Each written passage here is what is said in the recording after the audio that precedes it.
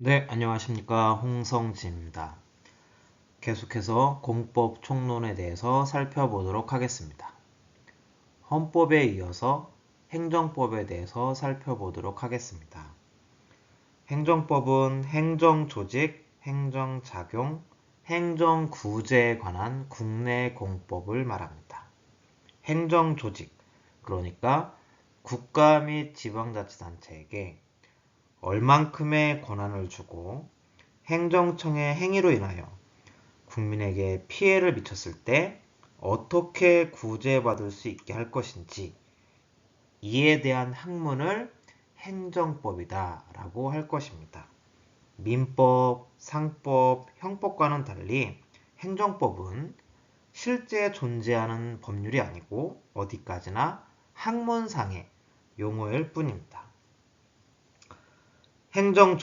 행정조직에는 국가 및 지방자치단체가 있을 것이고 행정자격에는 행정입법, 그러니까 시행령, 시행규칙, 고시, 예규, 내규, 지침 등을 얘기하는 법규명령과 행정규칙으로 구성이 되어 있습니다.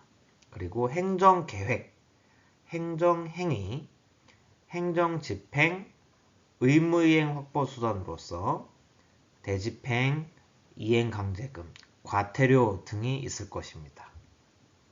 행정구제는 행정쟁송이 가장 대표적이라고 할 수 있는데 행정쟁송은 행정심판과 행정소송을 합해서 얘기하는 게 행정쟁송이고 이 밖에 손실보상, 손해배상 등이 있을 것입니다.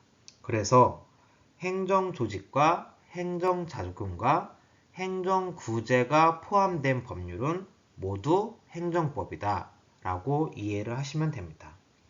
이렇게 볼 때 수치화하기는 어렵지만 우리나라에서 존재하는 법률의 대부분 내지는 한 7, 80% 이상은 행정법이다 라고 얘기를 할 수가 있을 것이고 부동산 법학에 있어서도 사법도 매우 중요하지만 그만큼 행정법을 이해하는 것이 매우 중요하다라고 할 것입니다. 행정법을 이 행정작용에 관련된 내용으로 해서 구분해 봤을 때는 권력행정, 비권력적 행정, 국고관계로 구분할 수가 있습니다. 권력행정은 행정 주체가 우월적 지위에서 일방적으로 법률관계를 형성, 변경, 소멸시키는 행위를 말하는데 인허가에 관련된 부분이 대표적인 예라고 할 수 있을 것입니다. 비권력적 행정은 행정 주체가 특정한 공공복리의 실현을 위하여 공적인 재산 또는 사업을 관리, 경영하는 행위로서 수도, 전기, 가스 등 국민의 생존 배려를 위한 급부 제공 이런 내용들이 해당이 됩니다. 국고관계는 행정청이 아닌 사인의 지위에서 행하는 물품, 용역, 공사에 관한 행위로서 대표적인 예로는 조달계약, 즉 조달행정이 있습니다. 이 조달행정은 공법상의 관계가 아니고 사법상의 관계로 인식되고 사법관계가 규율이 됩니다. 판례를 하나 살펴보도록 하겠습니다.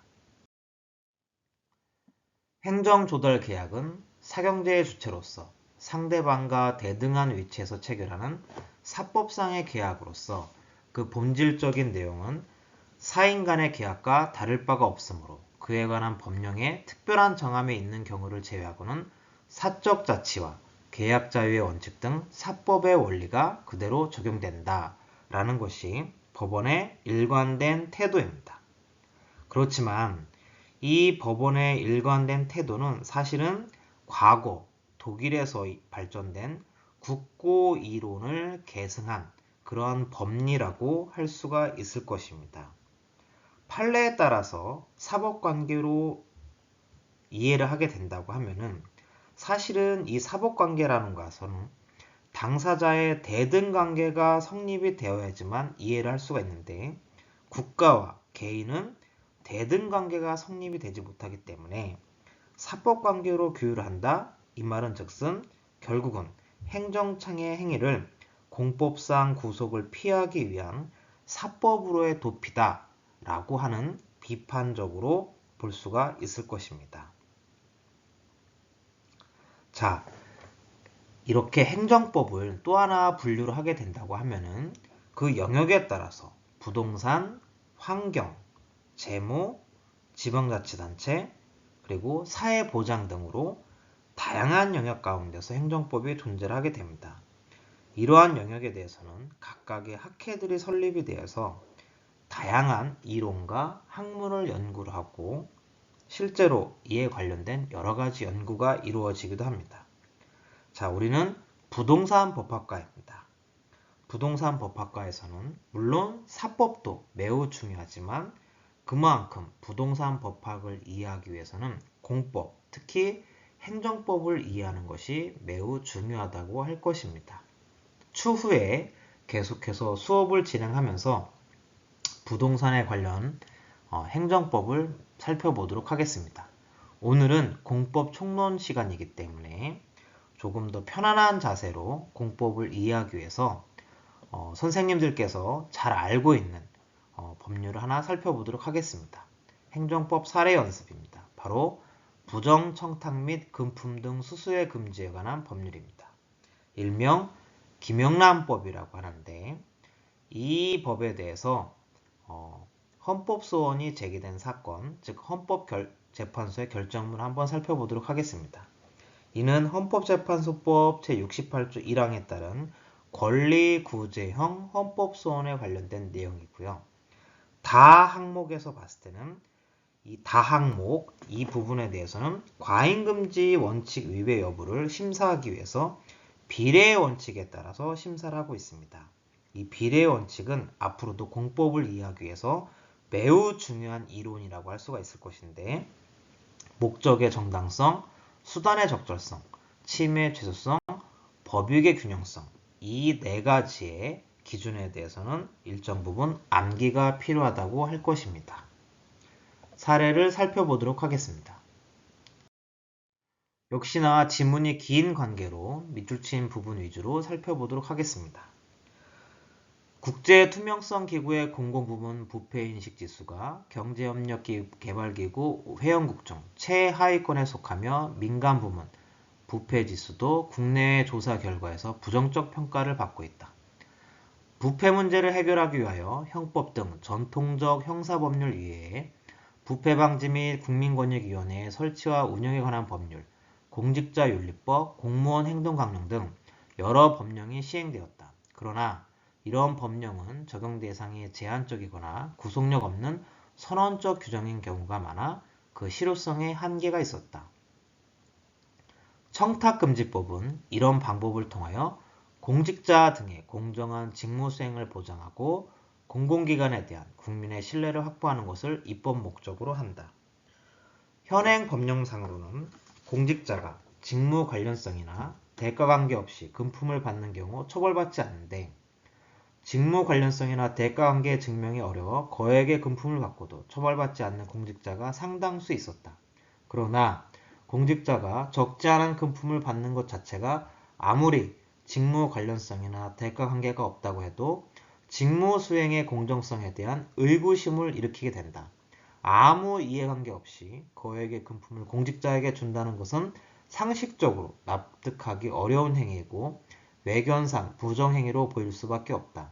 이에 청탁금지법은 직무 관련성이나 대가 관계가 없대 하더라도 공직자 등이 동일인으로부터 일에 100만원 또는 매 회계연도에 300만원을 초과하는 금품 등을 받거나 요구 또는 약속하는 행위를 금지하고 이를 어기면 처벌하도록 하고 있다.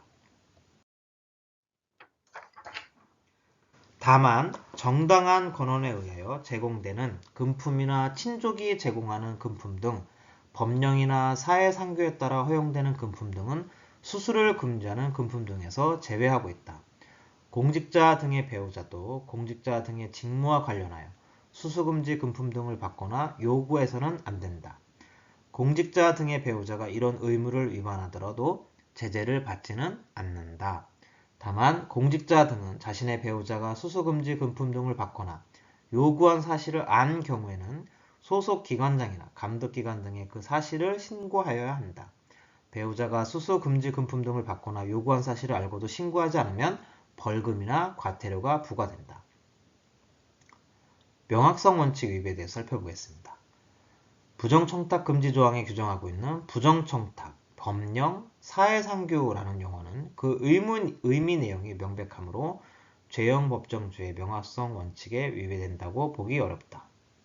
자, 이제 과잉금지 원칙 위배에 대해서 한번 살펴보도록 하겠습니다. 목적의 정당성, 수단의 적절성, 침해 최소성, 법익의 균형성을 알고 계셔야 됩니다. 밑줄 친 부분을 살펴보도록 하겠습니다.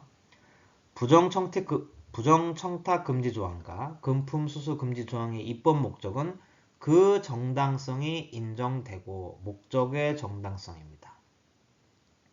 사립학교 관계자, 언론인이 법령과 사회상규 등에 위배되어 금품 등을 수수하지 않도록 하고 누구든지 이들에게 부정청탁하지 못하도록 하는 것은 입법 목적을 달성하기 위한 적정한 수단이다. 수단의 적절성입니다.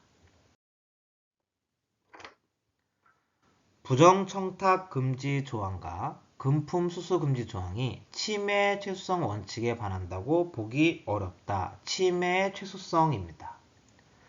반면 부정청탁 금지 조항과 금품 수수 금지 조항에 추구하는 공익은 매우 중대하므로 법익의 균형성도 충족한다. 즉 법익의 균형성입니다. 자, 위임입법 일탈 여부에 대해서는 살펴보고 죄형 법정주의 위배 여부도 선생님들께서 한번 확인을 해보시면 될 것 같습니다. 그리고 헌법상 연좌죄 해당 여부에 대해서 살펴보면 될 것 같습니다. 자, 마지막으로 평등권 침해 여부를 살펴보면서 마무리를 지으려고 합니다.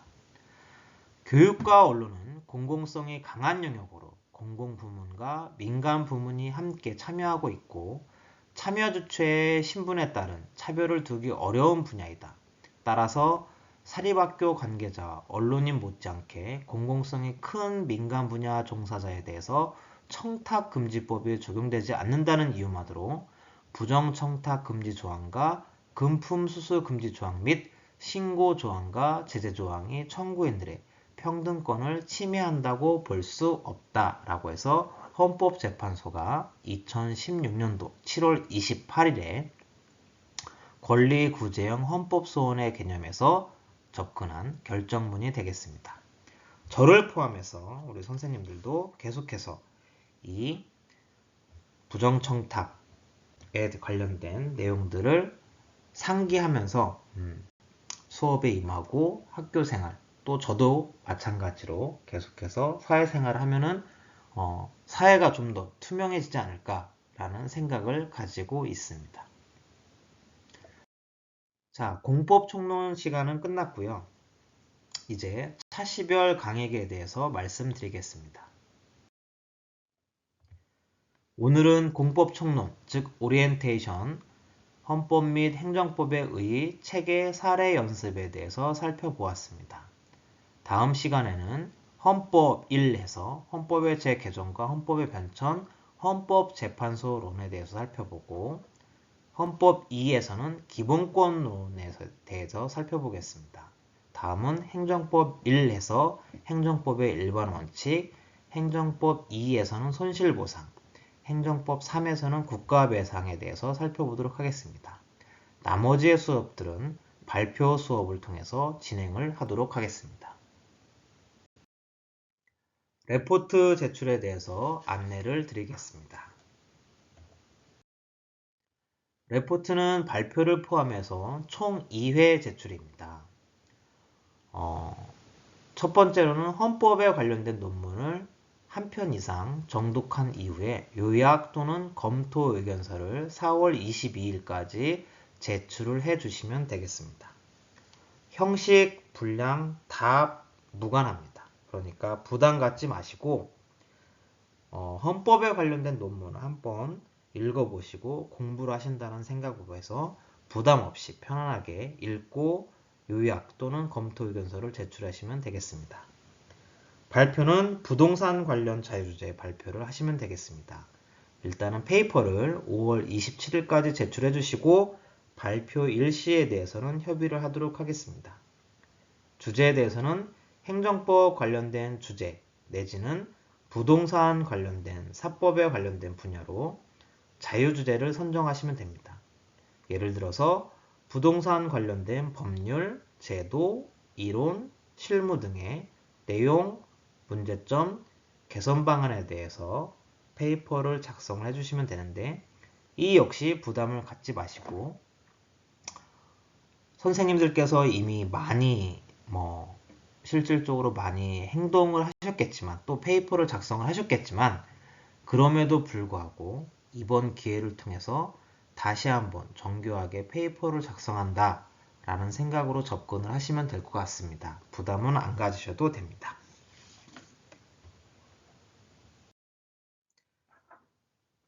네, 오늘 수업 공법 일반 이론은 여기까지입니다. 하루빨리 코로나19가 극복이 되어서 강의실에서 뵐 수 있었으면 좋겠습니다. 수업을 들어주셔서 진심으로 감사를 드립니다. 건강하십시오. 감사합니다.